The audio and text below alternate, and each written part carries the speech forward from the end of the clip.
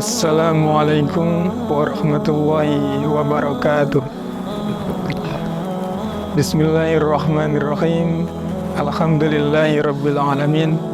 Wassalatu wassalamu ala rasulillah Sayyidina Muhammad ibn Abdillah wa ala alihi wa sahbihi wa man wala. La hawla wa la quwata illa billah. Sahabat sepaliska yang dirahmati Allah, alhamdulillah pada Ramadan yang mulia ini kita bisa bersua kembali dalam acara Kultum Ramadan. Dan untuk kesempatan kali ini kita akan membahas salah satu tema, yakni tentang toleransi. Sahabat sepaliska yang dirahmati Allah,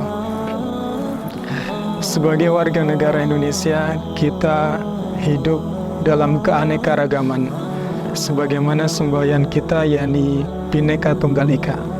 Kita terdiri dari banyak suku, terdiri dari berbagai macam agama. Ada agama Islam, Kristen, Protestan, Hindu, Buddha, dan Konghucu. Dan ini harus betul-betul kita sadari bahwasanya perbedaan ini adalah sebagai rahmat dari Allah. Kalaulah kita melihat sebuah kebun bunga, kalaulah kebun bunga itu terdiri dari beraneka macam tanaman, dari beraneka ragam tumbuhan, tentu akan menjadikannya sangat indah. Ada warna merah, biru, ada yang kuning, dan sebagainya. Justru perbedaan inilah yang menjadikan negara kita menjadi sebuah negara yang indah. Maka dari itu, kita harus saling menghormati, saling menghargai antara sesama anak bangsa, baik itu dari suku apapun, dari agama apapun. Dan inilah yang disebut dengan toleransi. Bagaimana kita bisa menghargai, bagaimana kita bisa saling menghormati dan berbuat baik kepada siapapun tanpa memandang dari suku apa, dari agama apapun. Sahabat sepaliska yang dirahmati Allah, terkait dengan toleransi ini, Allah Subhanahu wa Ta'ala telah berfirman, La yanhakumullahu 'anil ladina lam yuqatilukum wa lam yukhrijukum min diyarikum. Sesungguhnya Allah Subhanahu wa Ta'ala tidak pernah melarang kita untuk berbuat baik kepada siapapun selama mereka tidak berbuat jahat kepada kita. Dari suku, dari agama apapun, kita tetap berbuat baik kepada mereka. Sebagaimana yang dicontohkan oleh Nabi Muhammad SAW. Nabi Muhammad SAW sangat menghargai perbedaan. Sebagaimana dalam konteks keindonesiaan pada waktu itu, Madinah juga terdiri dari berbagai macam agama. Ada Islam, ada Yahudi, dan lain sebagainya. Dan Rasulullah sangat menghargai perbedaan ini. Rasulullah berbuat baik kepada siapapun tanpa memandang agama apa. Al-Kisah, di sudut kota Madinah, ada seorang Yahudi yang buta. Pekerjaan orang Yahudi ini setiap hari ketika orang lalu lalang selalu menjelek-jelekan Nabi Muhammad, mengatakan Nabi Muhammad sebagai pendusta, mengatakan Nabi Muhammad sebagai penyihir. Tapi Nabi Muhammad setiap pagi selalu mendatangi orang ini, membawakan semangkuk makanan, kemudian dengan tangannya sendiri dia suapi orang Yahudi buta ini. Dan ketika Nabi Muhammad menyuapinya, si Yahudi buta ini selalu menjelek-jelekkan dirinya. Tapi Nabi Muhammad dengan penuh kasih sayang tetap menyuapi orang Yahudi buta ini. Setiap hari Rasulullah selalu membawakan makanan untuk orang Yahudi buta ini. Sampai suatu kali ketika Nabi Muhammad sudah tiada, ketika Nabi Muhammad sudah meninggal dunia, orang Yahudi ini sudah tidak ada lagi yang membawakan makanan. Sampai suatu ketika Abu Bakar menggantikan Rasulullah membawakan makanan untuk orang Yahudi ini. Dia suami orang Yahudi buta ini, dan ketika itu si Yahudi bertanya, "Engkau siapa wahai Kisanak?" Rupanya orang Yahudi ini tahu bahwa yang datang menyuapinya hari ini bukan orang yang biasanya. Aku adalah orang yang biasa menyuapimu yang datang setiap pagi. Abu Bakar menjawab. Tapi si Yahudi buta tidak percaya karena suapannya, karena bagaimana dia mendekati dan berbicara itu tidak sama dengan orang yang biasanya hadir setiap pagi. Bohong, engkau bukan orang yang biasanya hadir setiap pagi membawakan makanan untukku. Sebetulnya siapa engkau?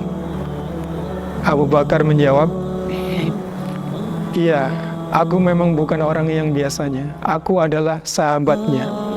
Dan orang yang biasa membawakan makanan untukmu setiap pagi kini sudah meninggal dunia. Dia adalah Nabi Muhammad yang membawakanmu makanan setiap pagi, yang menyuapimu dengan lembut. Orang yang biasanya setiap hari engkau hina, orang yang setiap hari biasanya engkau jelek-jelekan. Seketika ketika mendengar itu, si Yahudi buta ini menangis terseduh. Betapa mulianya akhlak Nabi Muhammad. Meskipun setiap hari dijelekkan, meskipun setiap hari dihina, tapi dengan lembut dia membawa makanan dan menyuapinya. Meskipun agamanya Yahudi, tapi Nabi Muhammad tetap berbuat baik kepadanya. Sahabat Spaliska yang dirahmati Allah, begitulah akhlak Nabi Muhammad SAW. Sebagai seorang Islam, kita dituntut untuk berbuat baik kepada sesama manusia, bukan hanya yang seagama dengan kita. Meskipun dia agama lain, meskipun dari suku bangsa yang lain, kita harus tetap berbuat adil kepada mereka. Meskipun agama mereka berbeda, kita tidak punya kewajiban, kita tidak punya hak untuk memaksa mereka untuk masuk ke dalam agama kita. Sebagaimana Allah telah berfirman dalam Quran surat Al-Kafirun ayat 6, Lakum dinukum waliyadin. Bagimu agamamu dan bagiku agamaku. Tidak ada paksaan untuk beragama, tapi dalam konteks persaudaraan sesama manusia, kita tetap wajib berbuat baik dengan siapapun. Kita tetap wajib berbuat baik kepada siapapun. Demikianlah konsep toleransi dalam agama kita. Bagaimana kita bisa saling menghormati, saling menghargai kepada semua manusia, entah itu dari suku apapun maupun agama apapun. Mudah-mudahan di Ramadan yang mulia ini kita tetap bisa menumbuhkan rasa toleransi kepada saudara-saudara kita meskipun mereka tidak seiman dengan kita. Mudah-mudahan Ramadan yang mulia ini bukan hanya dirasakan keindahannya oleh kita umat Islam, tapi juga dirasakan keindahannya oleh saudara-saudara kita yang non-muslim.